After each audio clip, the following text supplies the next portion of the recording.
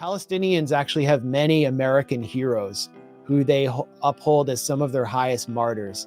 Rachel Corrie, an American from Olympia, Washington, who went to the Gaza Strip, to Rafah, to make a stand in front of a bulldozer that was going to crush the home of a local doctor whom she had befriended as a member of the international solidarity movement.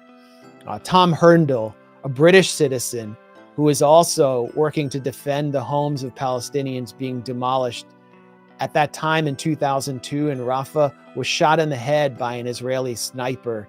He is a hero of Palestinians. Vittorio Arrigoni, who revived the international solidarity movement, actually taking a boat filled with aid, breaking the Israeli siege of Gaza to Gaza, then staying in Gaza to try to organize further aid shipments, who was murdered under very mysterious circumstances in 2011.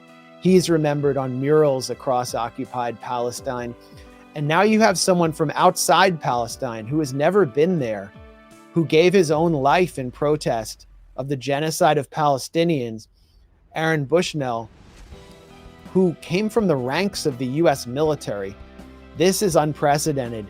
It's enormously significant, and it speaks to the gravity and seriousness of the US role and the role that the US military is playing in this genocide. And I think it's something that should frighten people in leadership positions in the US military. This was a military document that was leaked to The Intercept, and it shows that some Air Force service members were deployed to Tel Aviv. The Intercept speculated that they were involved in targeting. The Air Force denied that.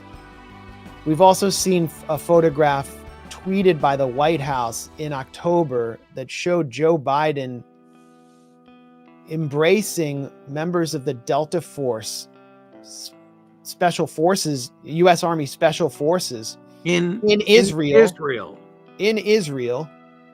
and declaring that they were part of the U.S. response to, quote, Hamas terrorism. And then the White House promptly deleted that post because those Delta Force team members were there secretly.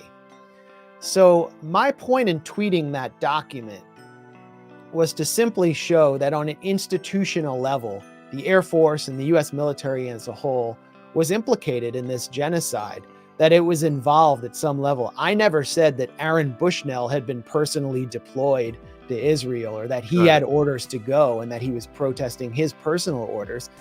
What he was doing, which was obvious, and what I was saying, which should have been obvious, was that the US military is not a bystander.